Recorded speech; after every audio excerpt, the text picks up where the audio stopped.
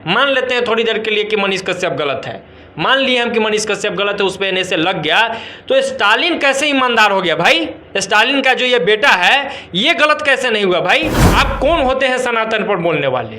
आपकी औकात क्या है कि आप सनातन के खिलाफ बोलेंगे? आप भगवान से बड़े हो गए हैं क्या?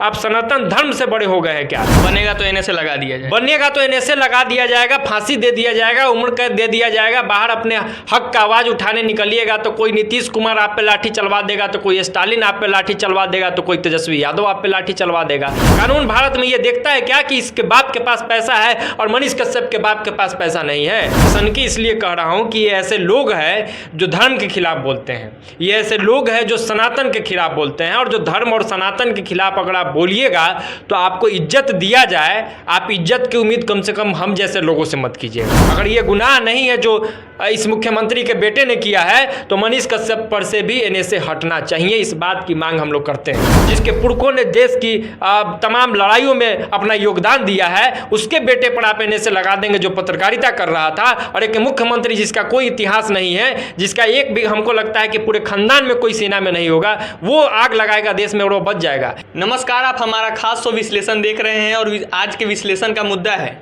मनीष कश्यप पे एनएसए लगाया जाता है। और एनएसए में इसलिए लगाया जाता है क्योंकि उन पे आरोप लगता है कि दो राज्यों के बीच विवाद फैलाने के मुद्दे पे उन पे एनएसए लगता है। वही तमिलनाडु के सीएम के बेटे का बयान आता है कि सनातन डेंगू और मलेरिया है, तो उन पे एनएसए क्यों नहीं लगता है, इसको लेकर मनीष कश्यप की मां ने राष्ट्रपति को पत्र लिखा है।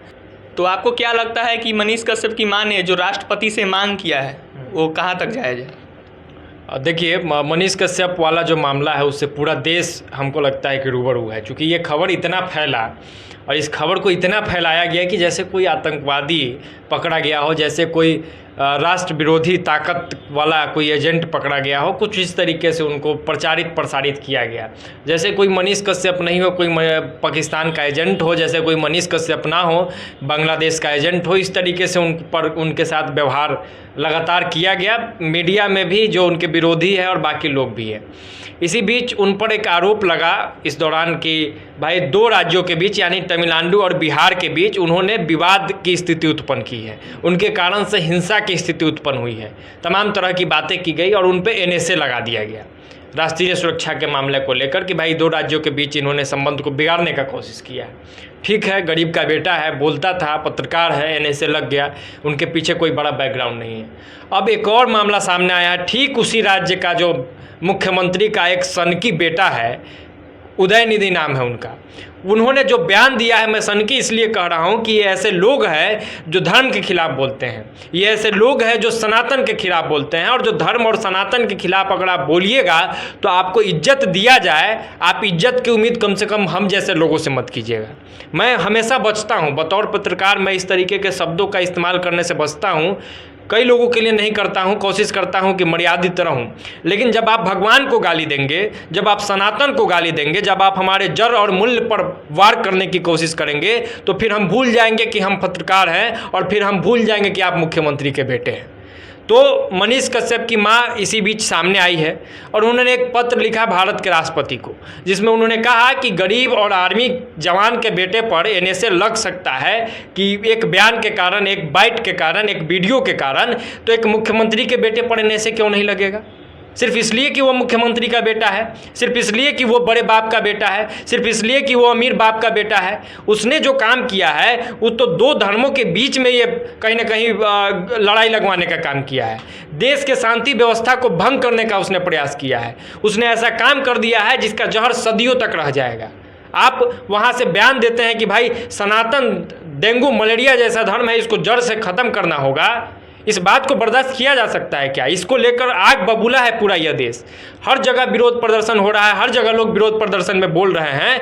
तो इससे साफ जाहिर होता है कि नफरत फैलाई है उस व्यक्ति ने पूरे देश में एक आग लगाने का काम किया है। संजोग कहिए कि इस देश के लोग समझदार हैं कि इस तरीके का कोई गलत काम अभी तक हुआ नहीं है, और भगवान न करे कि इस तरीके का कुछ गलत हो, लेकिन यह बयान सरासर देश में नफरत फैलाने, देश में आग लगाने, दो धर्मों के बीच में लड़ाई लगवाने और एक आपसी मनमुटाव का उन्होंने कारण दे दिया है।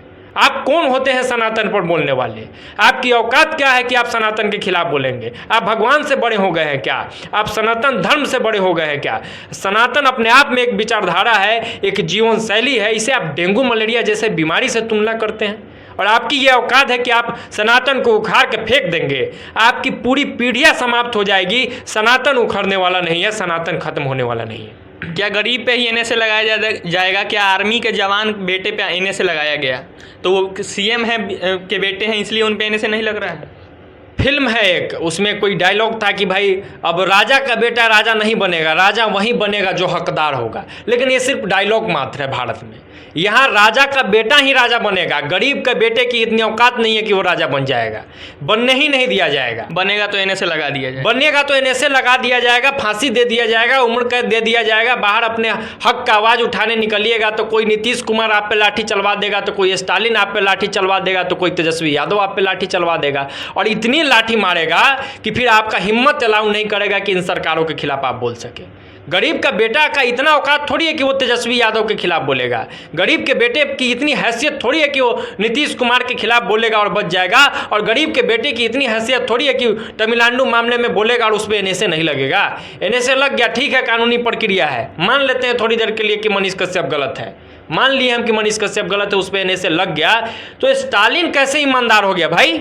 स्टालिन का जो ये बेटा है ये गलत कैसे नहीं हुआ भाई? स्टालिन का जो ये बेटा है इसने गलती नहीं की है क्या? स्टालिन का जो ये बेटा है इस पर एनएसए नहीं लग सकता है क्या? कानून देखता है क्या कि ये मुख्यमंत्री का बेटा है और ये गरीब का बेटा है? कानून भारत में ये देखता है क्या कि इसके बाप के पास पैसा है और मनीष कश्यप के बाप के पास पैसा नहीं है?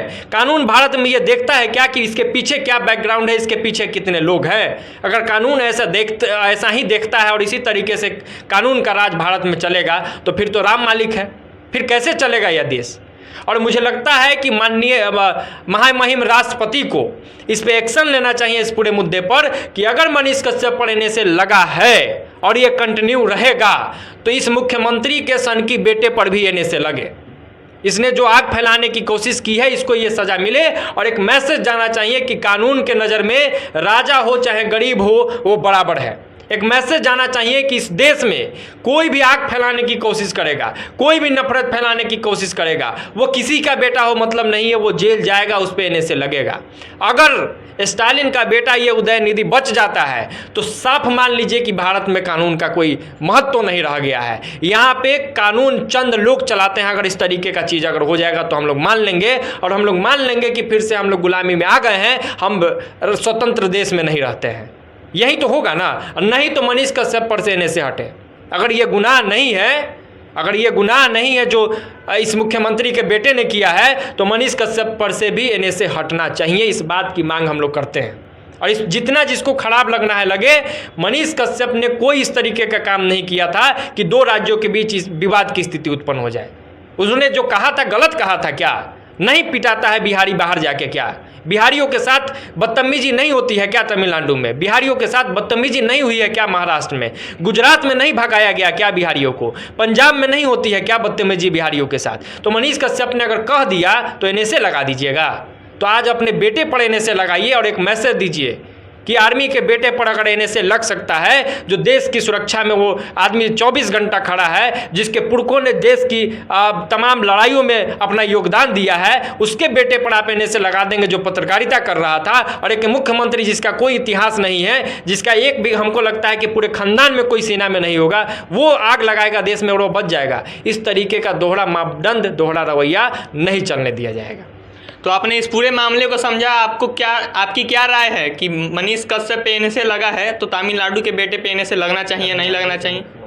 हाँ, तमिलनाडु के आपकी क्या राय है कि तमिलनाडु के मुख्यमंत्री के बेटे पर एनएसए लगना चाहिए या नहीं लगना चाहिए? क्या गरीब के बेटे पे ही एनएसए लगेगा? क्या तमिलनाडु के सीएम के बेटे पे एनएसए नहीं लगेगा? अगर आपकी राय है तो कमेंट बॉक्स में ज़रूर बताइएगा। धन्यवाद। जय बिहार।